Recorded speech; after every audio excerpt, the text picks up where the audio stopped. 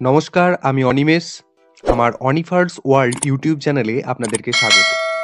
বাংলার শিক্ষা পোর্টালে স্টুডেন্টদের প্রমোট করার পর ক্লাস 4 বা 5 এর স্টুডেন্টরা ট্রান্সফার আউট হয়ে যাচ্ছে এবং কিছু ক্ষেত্রে দেখা যাচ্ছে ট্রান্সফার আউট তো করে দিলেন, তারপর সেই স্টুডেন্টদের ডিটেল আপনার বিদ্যালয়ের ই পোর্টালে শো করার কথাও নয়। কিন্তু আবার বিপদ, সেই ট্রান্সফার আউট হওয়া ছাত্র বা ছাত্রীটির ডিটেলে কোথাও একটা ভুল রয়ে গেছে, সেটা কারেকশন না করলেও আবার সমস্যা। এরূপ অবস্থায় আপনি কি করবেন? স্টুডেন্ট ডিটেল ঠিক করা যাবে না বলে ছাত্র বা ছাত্রীটিকে কি ফিরিয়ে দেবেন? একদমই না। আর এজন্যই আমার এই ভিডিও। তো চলুন শুরু করে দিই।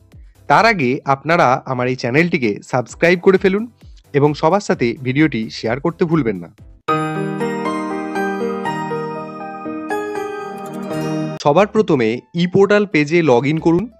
লগ ইন হয়ে গেলে স্কুলের যে ওয়েব পেজটি আসবে তার একদম বাম দিকে 4 নম্বর মেন অপশন স্টুডেন্ট এন্ট্রি অথবা আপডেট বাটনে ক্লিক করব। কিছু সাব অপশন আমরা দেখতে পাবো। তার মধ্যে থেকে আমরা আপডেট স্টুডেন্ট বেসিক ডিটেলস এবং আপডেট স্টুডেন্ট আইডেন্টিটি এই দুটি অপশন দিয়ে আমাদের কাজটি করব। এবার কোন অপশন থেকে কি এডিট বা আপডেট করতে পারবো সেটা পরে বলছি। তার আগে যে স্টুডেন্টের তথ্য আপডেট করতে চাইছেন তার আইডিটা আপনাকে হাতের কাছে রাখতে হবে।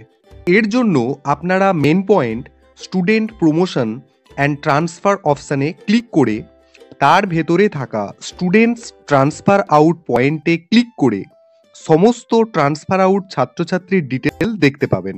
এরপর একের পর এক আইডিগুলি কপি করে কোথাও একটা রেখে দিন, বা যার জন্য দরকার শুধু সেটিকেও নোট রাখতে পারেন।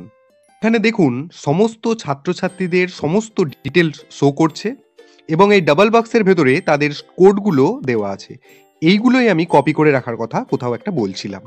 এবার আগের ইনস্ট্রাকশন অনুযায়ী স্টুডেন্ট এন্ট্রি অথবা আপডেটে গিয়ে আপডেট স্টুডেন্ট আইডেন্টিটিতে আমরা ক্লিক করব। ক্লিক করে নেওয়ার পর একটা স্টুডেন্ট কোড লেখা বক্স পাবেন।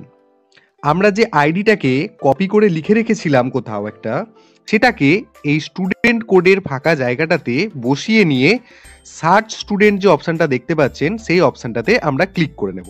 এখানে স্টুডেন্ট কোড ও তার স্টেটাস দেখা যাবে। দেখুন স্টেটাস আছে ড্রপ বক্স অথবা সেন্ট আপ, এবং ওই স্টুডেন্ট কোডেতে বাচ্চাটির কোড নাম্বারও দেওয়া আছে।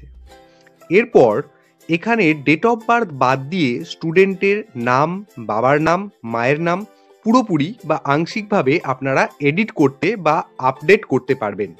তার জন্য আপনারা এই স্টুডেন্ট নেম এখানেতে কার্সার রাখতে পারেন, ফাদার্স নেমের জায়গায় কার্সার রাখতে পারেন এবং মাদার্স নেমের জায়গায়ও কার্সার রাখতে পারেন।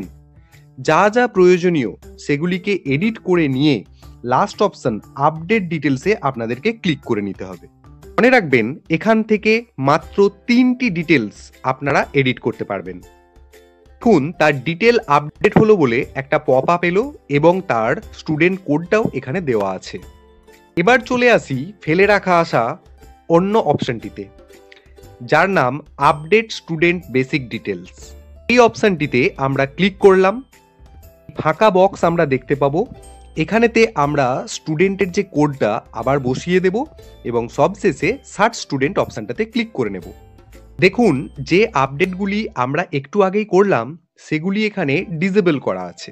বাকি সব তথ্যগুলি আপনারা এডিট করতে পারবেন, অর্থাৎ ফোন নাম্বার, ঠিকানা, ব্যাংক ডিটেল, চাইলে ছবিটিও পরিবর্তন করে নিতে পারেন।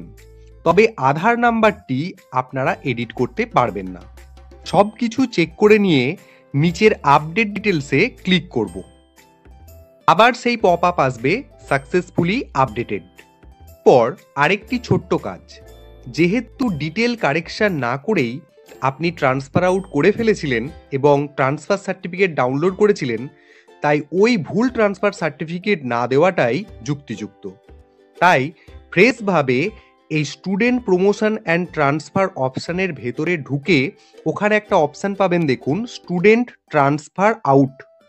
এখানে ক্লিক করলেই সমস্ত ট্রান্সফার আউট হওয়া ছাত্রছাত্রীদের ডিটেলস আপনি দেখতে পাবেন।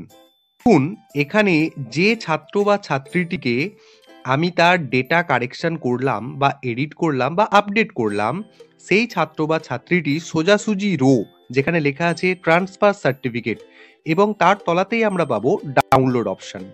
আমরা এবার সেই লাস্ট অপশন, এই ডাউনলোড অপশনটিতে ক্লিক করে তার নতুন ফ্রেশ ট্রান্সফার সার্টিফিকেট ডাউনলোড করে নিতে পারবো। তো এই ছিল সমাধান সূত্র।